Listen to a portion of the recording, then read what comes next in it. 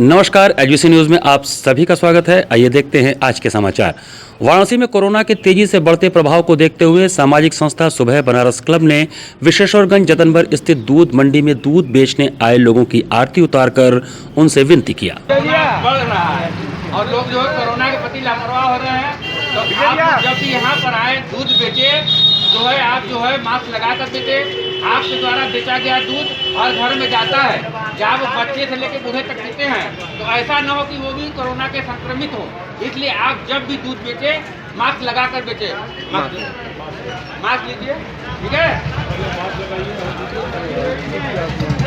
वाराणसी में कोरोना के तेजी से बढ़ते प्रभाव को देखते हुए सामाजिक संस्था सुबह बनारस क्लब के अध्यक्ष मुकेश जायसवाल, समाजसेवी विजय कपूर के नेतृत्व में विश्वेश्वरगंज जतनबर स्थित दूध मंडी में दूर दराज से बिन मास्क लगाकर आए दूध विक्रेताओं से बढ़ते कोरोना के प्रभाव को देखते हुए कटाक्ष स्वरूप आरती उतारकर एवं हाथ जोड़कर विनती किया गया कि वह मास्क लगाकर दूध का विक्रय करें, क्योंकि आपके द्वारा बेचा गया दूध कितने घरों में जाता है। भगवान न करे अगर आप संक्रमित हैं तो आपकी वजह से कोई और परिवार भी संक्रमण का शिकार हो सकता है। इसलिए आप जब भी दूध बेचें मास्क लगाकर ही बेचें। साथ ही साथ दूध खरीदने आए आगंतुकों से भी निवेदन किया गया कि वह अपने अपने घरों और अपने चिर परिचितों तथा भाई बंधुओं से हाथ जोड़कर जागरूकता हेतु विनती करें कि वह जब भी घर के बाहर निकलें कोविड-19 के नियमों का पालन करते हुए निकलें और प्रशासन द्वारा निर्देशित सोशल डिस्टेंसिंग और मुंह पर मास्क लगाने के आदेशों का कड़ाई से पालन करें। हमें कोरोना से लड़ने के लिए वैक्सीन लगाने के बावजूद सोशल डिस्टेंसिंग का भी पालन करना होगा, तभी हम सफलतापूर्वक कोरोना से लड़ सकते हैं। इस अवसर पर संस्था के अध्यक्ष मुकेश जायसवाल, समाजसेवी विजय कपूर ने कहा कि पिछले साल के मुकाबले इस साल भी कोरोना अपना विकराल रूप धारण करते हुए लोगों को अपना शिकार बना रहा है। आज हम लोगों ने कोरोना बहुत तेज़ी से दोबारा बढ़ रहा है, उसको देखते हुए जनता में एक जागरूकता के लिए कार्यक्रम चलाया है विश्वेश्वरगंज दूध मंडी पर, और लोगों से अपील की है कि कोरोना से बचना है तो 2 गज की दूरी और मास्क बहुत ज़रूरी है। अधिकांश लोग अभी भी मास्क का उपयोग नहीं कर रहे हैं, जो कि संक्रामक रोग को और बढ़ाएगा। तो हम लोगों ने आप लोगों के माध्यम से जनता से अपील की है कि कृपया मास्क जरूर लगाएं और ज़्यादा से ज़्यादा अपना टीकाकरण करें, यही हमको बचा सकता है। अपने आप को सुरक्षित रखना है तो मास्क लगाना और 2 गज की दूरी बहुत ज़रूरी है। पिछले साल कोरोना के वजह से बेपटरी हो चुके व्यापार को पटरी पर लाने के लिए व्यवसायियों द्वारा अथक प्रयास किया जा रहा है, मगर पिछले साल की भांति इस साल भी कुछ ना समझ लोगों की लापरवाही की वजह से कोरोना ने पुनः अपना विकराल रूप दिखाना शुरू कर दिया है। इससे लड़ने का एकमात्र कारगर उपाय सोशल डिस्टेंसिंग, मुंह पर मास्क लगाना और समय समय पर नियमित रूप से हाथ धोना सिद्ध हुआ है, मगर लोगों ने लापरवाही के कारण मुंह पर मास्क लगाना एकदम से छोड़ दिया है। बस यहीं से हम अपनी नासमझी के कारण कोरोना को अपने ऊपर हावी होने के लिए खुला निमंत्रण दे रहे हैं। यह हमारे लिए घातक सिद्ध हो रहा है। भारतीय वैज्ञानिकों ने दिन रात एक करके कोरोना से लड़ने के लिए वैक्सीन बनाई, हमें उनके मेहनत को जाया नहीं करना है। जिस प्रकार से वाराणसी में कोरोना ने अपना विकराल रूप धारण किया है, कल जो है 396 संक्रमित मिले हैं, उसी के देखते हुए आज हम लोग सामाजिक संस्था सुबह बनारस क्लब के बैनर तले विश्वेश्वरगंज जतनबर स्थित दूध मंडी में जो भी दूध विक्रेता आते हैं, अगर वो मास्क नहीं लगाए हैं तो उनका आरती उतार कर हमने उनसे अपील किया कि वे मास्क लगा कर आएँ, क्योंकि अगर उनके द्वारा बेचा गया दूध उनके वजह से संक्रमित हो गया तो जिस भी घर में बच्चे और घर के बूढ़े सदस्य दूध पिएंगे वो भी संक्रमित हो जाएंगे। इसलिए हमारा उनसे अपील किया गया कि ये मास्क लगाकर दूध बेचें। कोरोना की लड़ाई में हमें उनका साथ देना है। अपने देश, अपने परिवार और अपने हित के लिए हमें कदम से कदम मिलाकर कोरोना की जंग में सोशल डिस्टेंसिंग का पालन करते हुए इसे अपने देश से भगाना है। सोशल डिस्टेंसिंग का पालन करते हुए मास्क लगाएं और अपने घर को भी सुरक्षित रखें। अद्दा चढ़ावा मास्क दो पटल जी, मास्क दो। आपकी आरती क्यों उतारी गई पता है आपको? नहीं। क्योंकि आप बिना मास्क के टहल लेते हैं। क्योंकि आपके घर में भी बच्चे हैं, अगर आप मास्क नहीं लगाएंगी तो आप कोरोना से संक्रमित हो जाएंगी। अगर आपको कोरोना हुआ समझ लीजिए घर पे पूरे परिवार को हो जाएगा। इसलिए जब भी घर से बाहर निकले मास्क लगा के, ठीक है, ले लीजिए मास्क। बच्चे को यहाँ पर कचौड़ी जलेबी जब भी बनाए मास्क हमेशा लगा दें, क्योंकि आपके द्वारा बेचा गया सामान हर कोई खाता है, और अगर वो आप संक्रमित है तो वो भी समझिए संक्रमित हो जाएगा। इसलिए आप जब भी जो कचौड़ी जलेबी बनाए मास्क लगा कर। कार्यक्रम में मुख्य रूप से मुकेश जायसवाल, विजय कपूर, अमरीश जायसवाल, नंद कुमार टोकीवाले, अनिल केसरी, प्रदीप गुप्त, राजेश केसरी, पंकज पाठक, डॉक्टर मनोज यादव, सुनील अहमद खान, राजेश श्रीवास्तव सहित कई लोग शामिल थे। नगर निगम के साथ सामाजिक संस्था की टीम ने मिलकर गंगा घाटों से भिखारियों को अपना घर आश्रम में शिफ्ट किया। धार्मिक और पर्यटन नगरी काशी को भिखारी मुक्त बनाने की मुहिम सोमवार को दशाश्वमेध घाट से शुरू हुई। इस अभियान में अपना घर आश्रम, सामने घाट, नगर निगम, शहर के प्रमुख उद्यमी केशव जालान की टीम प्रमुख रूप से शामिल रही। जो भी भिखारी बीमार, गंभीर रूप से घायल हैं, उनका इलाज मुफ्त किया जाएगा। 13 भिखारियों को सामने घाट स्थित अपना घर आश्रम में शिफ्ट किया गया। अपना घर आश्रम के संचालक नेत्र सर्जन डॉक्टर निरंजन ने बताया कि आज से दशाश्वमेध घाट पर अभियान शुरू किया गया है। नगर निगम की प्रवर्तन दल और पुलिसकर्मी भी हमारे साथ थे। काल भैरव मंदिर, 80 और संकट मोचन मंदिर पर सबसे ज़्यादा अभियान चलेगा।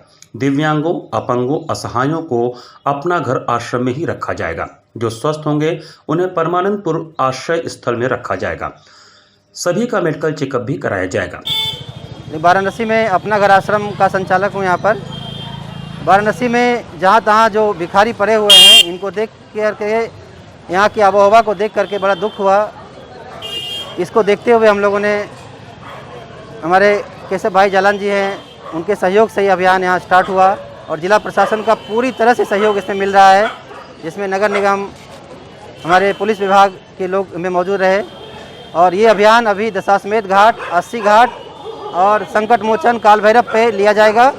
पहले इन 4 जोन को भिखारी मुक्त करके दिखलाया जाएगा, फिर आगे का प्रोजेक्ट हम लोग अपने हाथ में लेंगे। सर, किस तरह की इनको ले जा करके किस तरह की व्यवस्थाएं कर गई है? ये जो दिव्यांग होंगे, अपंग होंगे, लाचार होंगे, असहाय होंगे, उनको अपना घर आश्रम में रखा जाएगा। बाकी जो अपने परिवार है, चलने फिरने में सक्षम है, इनको सरकारी आश्रय गृह है परमानंदपुर, जहाँ पर कमिश्नर साहब ने आदेश दिया है कि वहाँ इनको ले जाकर रखा जाएगा। वहाँ पे इनका रिहेबिलिटेशन वर्क भी प्रोवाइड किया जाएगा, ताकि ये फिर भविष्य में इस तरह के कार्य करने के लिए आगे न बढ़ें। जो लोग काम करने में सक्षम हैं, उनको किसी काम में भी लगाएंगे आप लोग? बिल्कुल बिल्कुल, जैसे जो काम करने में सक्षम है उन्हें हम सब्जी उगाना, गोपालन, साड़ी बुनाई, भजन कीर्तन इत्यादि कार्यों में उन्हें एंगेज करने का प्रयास करेंगे। ऑलरेडी हमारे यहाँ अपना घर आश्रम में जो लावारिस अनाथ लोग हैं, 300 लोगों को हमने बनारस के कोने कोने से उठाया हुआ है। जो डेस्टिट्यूट कहलाते हैं उन्हें हम लोग प्रभु जी कहते हैं, जो सड़क पे लावारिस होते हैं, वो ऑलरेडी यहाँ पे एंगेज हैं। आप अपना घर आश्रम में आकर के उन चीज़ों को देख सकते हैं। डॉक्टर साहब, बहुत से लोग ऐसे हैं जिनके बच्चों ने छोड़ रखा है, उनके पास कोई सहारा नहीं है, तो उन बच्चों को भी मोटिवेट करेंगे कि अपने परिवार को रखें? हाँ, जैसा कि अभी कमिश्नर साहब ने कहा इस पर कि अगर जो बच्चे अगर ऐसे मिलते हैं जो नहीं रखना चाहते हैं, उनके अगेंस्ट सीनियर सिटीजन एक्ट की धारा की तहत कार्रवाई की जाएगी। पहले इनका डाटाबेस बनेगा, जितने लोग जाएंगे इनका डाटाबेस तैयार होगा, इनके परिवार में कौन है और किस मजबूरी बस ये सड़क पर भीख मांग रहे हैं। उसके अगर लावारिस अनाथ हैं तो अपने आश्रम में रह जाएंगे हमेशा के लिए, और अगर परिवार है तो उन्हें परिवार वाले को खोजकर उन्हें सौंपने का प्रयास हर संभव किया जाएगा। समाजसेवी और उद्यमी केशव जालान ने बताया कि भिक्षावृत्ति उन्मूलन प्रकल्प अपना घर आश्रम द्वारा सराहनीय कार्य किया जा रहा है। देश विदेश के पर्यटक काशी आते हैं, इससे काफ़ी छवि खराब होती है। भिखारियों को समाज से जोड़ते हुए उन्हें छोटे छोटे उद्योगों से जोड़ने के गुणों को भी सिखाया जाएगा। डॉक्टर निरंजन ने बताया, जो संतान या परिजन बुजुर्गों को भीख मांगने को छोड़ गए हैं, उन पर कार्रवाई भी प्रशासन द्वारा किया जाएगा। सभी के परिवार सदस्य जिले का विवरण इकट्ठा किया जा रहा है। हम लोगों ने सबसे पहले 2 साल में सभी लावारिस लोगों को बनारस से मुक्त किया है। जो जिनका घर का पता नहीं है, रोड के किनारे पड़े रहते हैं, स्टेशन पे पड़े रहते हैं, जिनके हाथ पांव सड़ गए हैं, कीड़े पड़ गए हैं, डॉक्टर भी इलाज करने तैयार नहीं है, सबसे पहले उनको रेस्क्यू करके हमने हटाया। अब आज से हमारा अभियान चल रहा है भिखमंगा मुक्त बनारस। बनारस में कोई भी भिखमंगा नहीं होगा। उसी के तहत ये अभियान चला रहे हैं, जो कि एक रोल मॉडल होगा। मोदी की कॉन्स्टिट्यूंसी में कोई भी भिखारी नहीं रहेगा। और ये मत समझिए कि हम ले जा रहे हैं, आप चल के देखिए कि हम इनको कितनी बढ़िया से रखते हैं। इनके खाने पिलाने, कपड़े का, सभी चीज़ का पूरा ध्यान रखा जाएगा। महिलाओं को जागरूक एवं स्वावलंबी बनाने के लिए कार्य करने वाली संस्था तेजस्विनी का शपथ ग्रहण समारोह में उत्तर प्रदेश की मंत्री स्वाति सिंह ने शिरकत किया। उत्तर प्रदेश सरकार की मंत्री स्वाति सिंह रविवार को वाराणसी के एक 5 सितारा अंकित होटल में आयोजित तेजस्विनी संस्था के पद ग्रहण समारोह में मुख्य अतिथि के रूप में उपस्थित हुई। स्वाति सिंह ने तेजस्वी स्ट्रांग महिला क्लब पद ग्रहण समारोह में संस्था के सदस्यों को विभिन्न जिम्मेदारियां दी, जिसमें president founder Rashmi Rai, chairperson Meena Trivedi, Pooja Madhok, Pooja Dikshit, director Anupama Rai, secretary treasurer Sangeeta Agarwal, media in charge Pushpanjali Sharma, PRO Meena Upadhyay को उनके पद की शपथ दिलाई गई। शपथ समारोह में फाउंडर प्रेसिडेंट रश्मि राय ने यह शपथ लिया कि हमारे तेजस्विनी क्लब और सभी बोर्ड मेंबर की तरफ से हम हमेशा गरीब और जरूरतमंद महिलाओं, बेटियों और गरीब बच्चों के लिए उनके सेल्फ डिपेंडेंट बनाने के लिए तत्पर रहेंगे। यह हमारे लिए किसी प्रार्थना से कम नहीं होगा। मैं किसी मजबूर और ज़रूरतमंद लोगों के आंसू पोंछ सकूं और उनके लबों पर प्यारी सी मुस्कान ला सकूं, अब बस यही मेरे जीवन का एकमात्र लक्ष्य होगा। इस मौके पर उत्तर प्रदेश सरकार की मंत्री Swati Singh, APN news channel के विनय राय, रेसलर गीता फोगाट और कॉमेडियन राजू श्रीवास्तव उपस्थित रहे।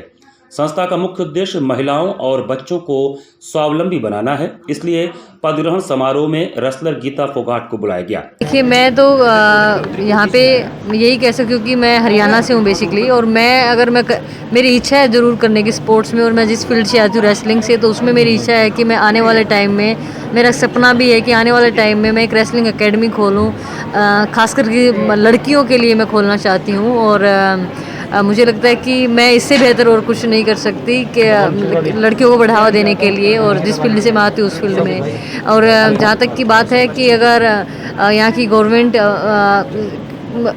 हालांकि काफ़ी सपोर्ट कर रही है, काफ़ी लड़कियाँ मैं देख रही हूँ, यूपी से भी, मैं अभी हाल ही में नेशनल कैंप में हूँ, तो कुश्ती में नहीं, बाकी के दूसरे स्पोर्ट्स में भी लड़कियाँ काफ़ी आगे आ रही हैं। लेकिन अभी वही धीरे धीरे समय बदल रहा है, थोड़ा बदलाव हुआ है और बदलाव की भी ज़रूरत है। संस्था यह मैसेज देना चाहती है कि जिस तरह से इन महिलाओं ने आज तक का सफ़र तय किया और समाज में अपना एक मुकाम बनाया, यह अन्य महिलाओं के लिए प्रेरणा बन सके।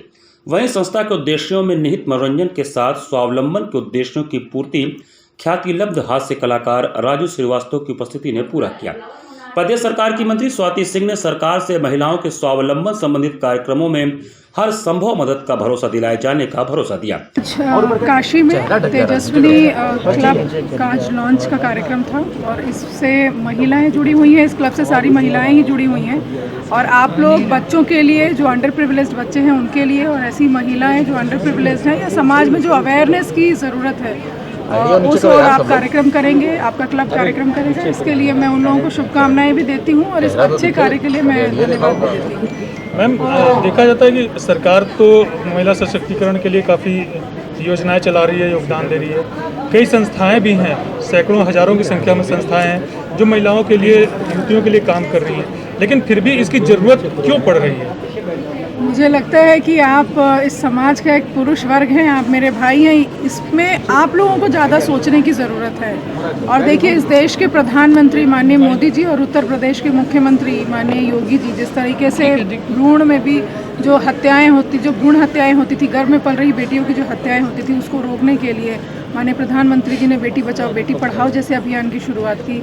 माननीय मुख्यमंत्री जी ने मुखबिर योजना जैसे योजना को लेकर के आए। तो कहीं ना कहीं सरकार पूरी तरीके से तत्पर है कि हम किस तरीके से अपने बेटियों को बचाएं और आगे बढ़ाएं।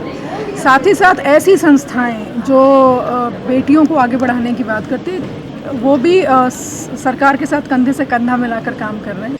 समारोह के विशिष्ट अतिथि विनय राय ने कहा कि संस्था का जो उद्देश्य स्किल डेवलपमेंट कार्यक्रमों के जरिए बालिकाओं की प्रतिभा को निखार कर उन्हें स्वावलंबी बनाने के लिए जहां संस्था कृत संकल्पित है, वहीं संसाधनों के अभाव में दम तोड़ रही खेल प्रतिभाओं को भी निखारने की दिशा में संस्था जो भूमिका निभाएगी वो महत्वपूर्ण है।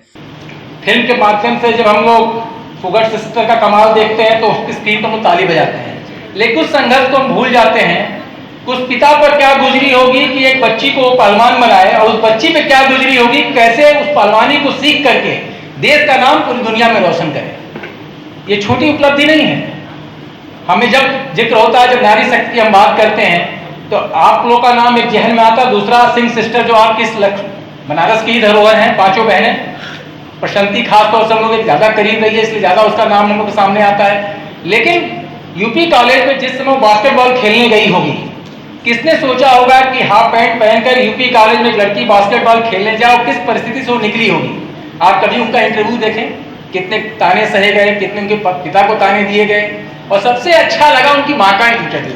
उन्होंने कहा एक पुत्र की चाहत में 5 लड़कियां हो गई, लेकिन अच्छा वो 5 सुंदर हुई।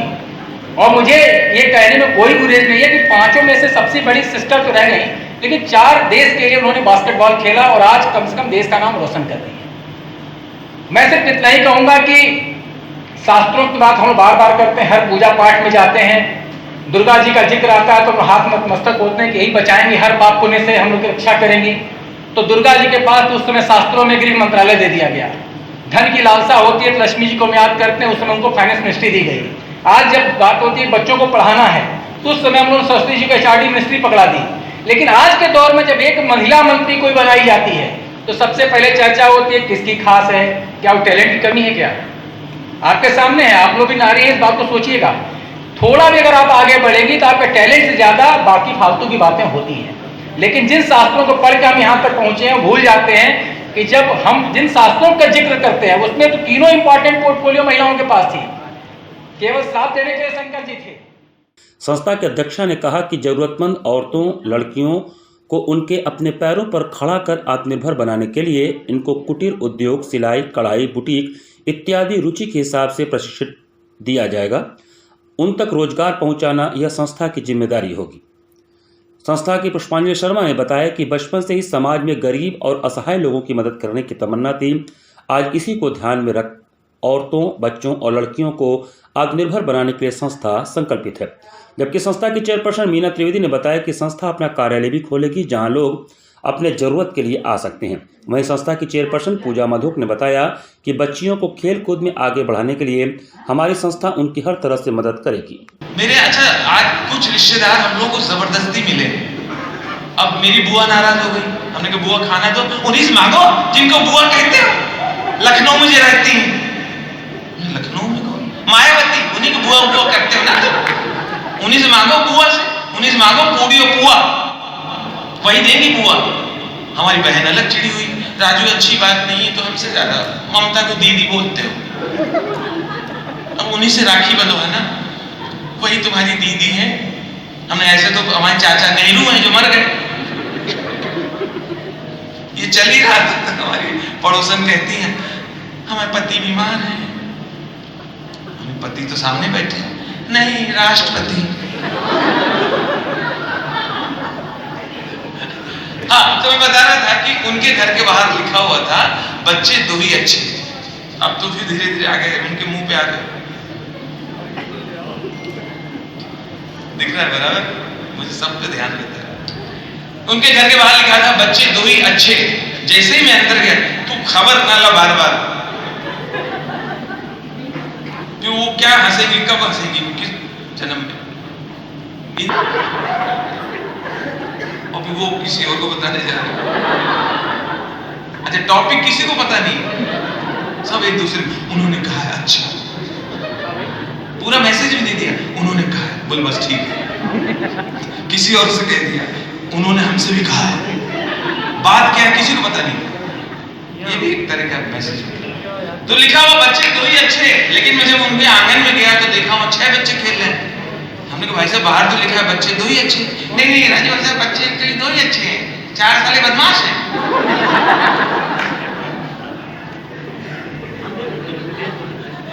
तो ऐसी चीजें लिखते ही क्यों है जिसका कोई महत्व नहीं। अच्छा, ये कोरोना काल में ऐसी बातें हुई हैं, लेकिन कोरोना से एक फायदा भी हुआ है सबको। उसको सबको मानना चाहिए कि कोरोना ने हमें जोड़ दिया आपस में।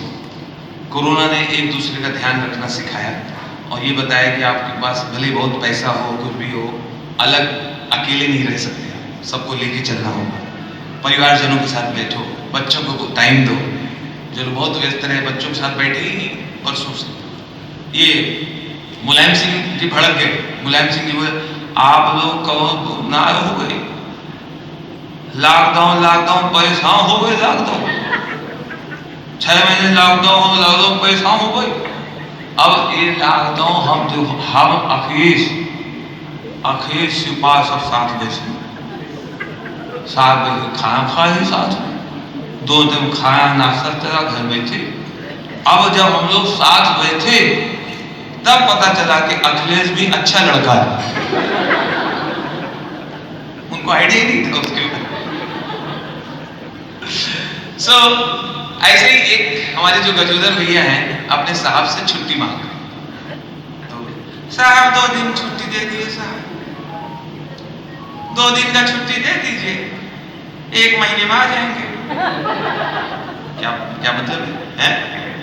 2 दिन का छुट्टी दे 1 महीने में, क्या मतलब है? नहीं साहब गलत ना समझिए साहब जैसे आप छुट्टी देंगे तो गांव जाएंगे तो पहले 14 दिन क्वारंटीन रहेंगे, फिर जब लौटेंगे तो फिर 14 दिन क्वारंटीन रहेंगे, तो ज्वाइन करते करते साहब 1 महीना हो गया। अरे वाह, ताली का प्रोग्राम है।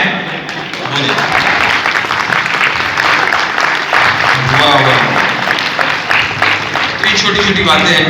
आया था तो होली थी कुछ दिन बाद, है ना, और ये होली हो गई, साल तो निकल ही गया। तो जब ये कोरोना आया तो मेरा पड़ोसी बोले, राजू भाई ये कोरोना है, कोई लड़की चाय नहीं ले, 3 ही लाना चाहे, बाकी तो पागल है।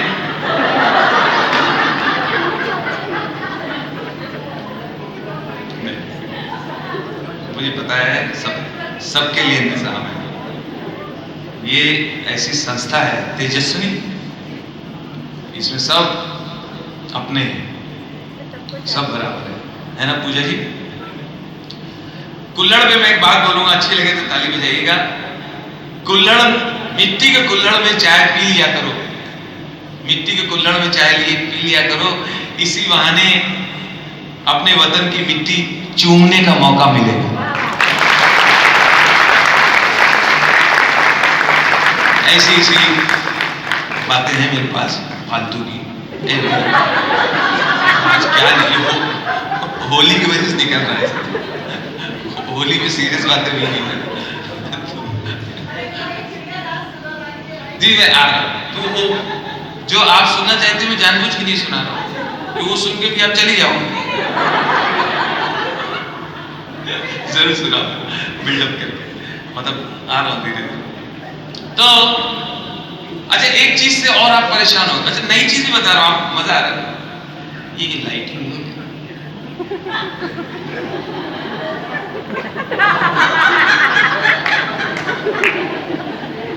इन्हीं को देख लो, इनकी भी तो मेहनत है। अब नीचे वहां कोई शो हो रहा होगा, ये बंद कर दो, मेरा ध्यान, मैं डर रहा हूं इससे। राक्षस ये जब सनी लियोनी आएंगी तब चलाना। ये उन लोगों की चीज है, कवर ये हो रही, ये हो रही, वहां ये। तो प्रैक्टिकल बात बता रहा हूं, एक प्रैक्टिकल की बात और आपके सामने रख रहा हूं। एक चीज से मैं परेशान हूं, आप भी उससे जरूर परेशान होंगे। व्हाट्सएप अच्छी चीज है वैसे, संदेश दो, ये करो वो करो, अच्छा है, लेकिन कोई भी चीज जब ओवर हो जाए तो नुकसानदायक हो जाए।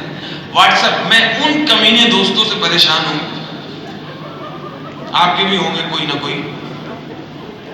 ये भाई साहब रात को 2 बजे गुड मॉर्निंग के मैसेज भेजते हैं। अब इनको पकड़ के पूछो, ये 2 बजे रात को तेरे घर में कहां से सूरज घुस रहा है?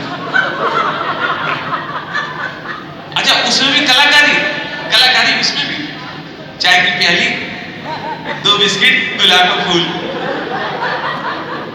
लगता है सामने आ जाए तो इसी के मुंह पे उलट दे। ये कौन सी चाय रात को 2-2:30 बजे पिला रहा है?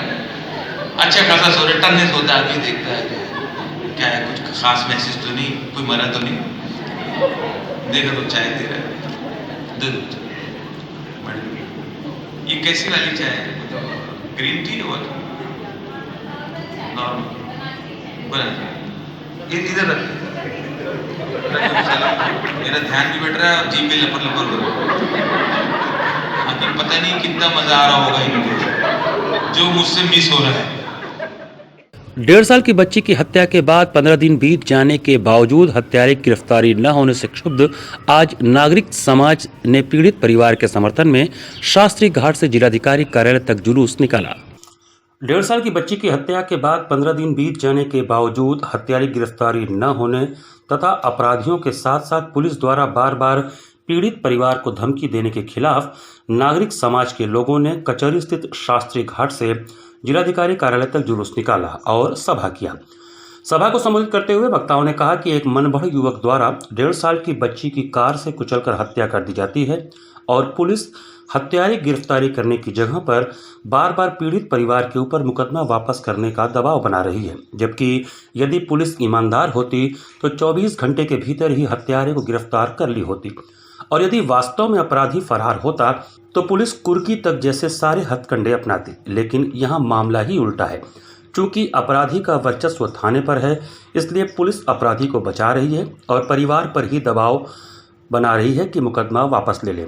वक्ताओं ने कहा कि अर्शिया का मामला केवल एक परिवार का मामला नहीं रह गया है, यह पूरा मामला बनारस की बेटी का हो गया है और जिस तरीके से इन स्टंटबाज मनबढ़ों का हौसला बढ़ रहा है, इन्हें अभी नहीं रोका गया तो आज एक बच्ची के साथ ये घटना हुई है, कल ये सीरियल वाइज बढ़ेगा। ऐसे खतरों को और ऐसे अपराधियों को बनारस तो कतई बर्दाश्त नहीं करेगा और यदि लोकल पुलिस अपना काम ठीक से नहीं करती तो हमें मजबूर होना पड़ेगा लंबे आंदोलन के लिए जब तक कि इंसाफ नहीं मिल जाता। सभा व मार्च में मुख्य रूप से मनीष शर्मा, आबिद शेख, अनूप शमिक, सागर गुप्ता, मोहम्मद आजाद, अलीम अंसारी, जुबैर खान, शहजादी, करीम रंगरेज, बंटी भाई, अरसलान भैयाजी, परवेज खान आदि शामिल थे। बनारस की एक 1.5 साल की बेटी है। शास्त्री घाट पे 12 दिन पहले एक स्टंटबाज ने अपनी कार से कुचल करके उसकी हत्या उसने कर दी। 2 दिन पहले उसने चेतावनी भी दिया था, धमकी भी दी थी और उसने कुचल दिया। उसके बाद पुलिस के सामने ही उसको गाड़ी वहाँ पकड़ी गई, पुलिस के सामने ही उनको भागने दिया गया और आज 12 दिन हो गए हैं, अभी तक कोई कार्रवाई उनके ऊपर मुकदमा करने के अलावा कोई कार्रवाई नहीं हुई है।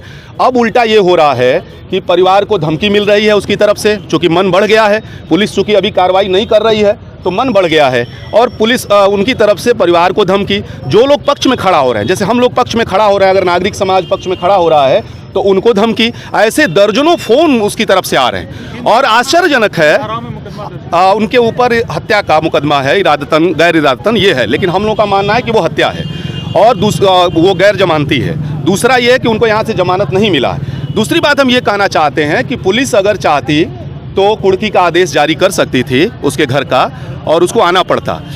तीसरी बात मैं ये कहना चाहता हूँ कि वो खुलेआम आदमी घूम रहा है और जगह जगह धमकी दे रहा है। और एक बात और आपसे कहना चाहते हैं कि वो पूरे इस इलाके में उसको लेकर के आतंक है।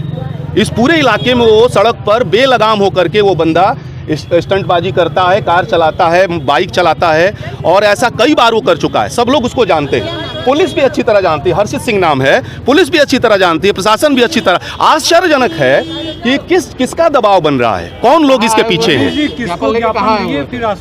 हम लोग डीएम को ज्ञापन अभी दिए हैं और ये चेतावनी भी दिए हम लोग इस ज्ञापन के जरिए। हम सड़क पे उतरना नहीं चाहते हैं, सड़क पे आज उतरना पड़ा है 12 दिन बाद, लेकिन अगर 3 दिन 4 दिन के अंदर कोई कार्रवाई नहीं हुई तो परिवार के साथ हम लोग जो है वहीं शास्त्री घाट पे जो है अनिश्चितकालीन धरने पर बैठेंगे जब तक कि न्याय। हाँ, सिटी मजिस्ट्रेट साहब से बात हुई है, उनका कहना है कि हम जल्दी ही आपको इसमें हम न्याय दिलाएंगे। बल्कि उन्होंने ये भी कहा है कि ऐसे मसलों के लिए ही पुलिस कमिश्नरेट बनाया गया है। तो ठीक है, हम उम्मीद फिर एक बार कर लेते हैं।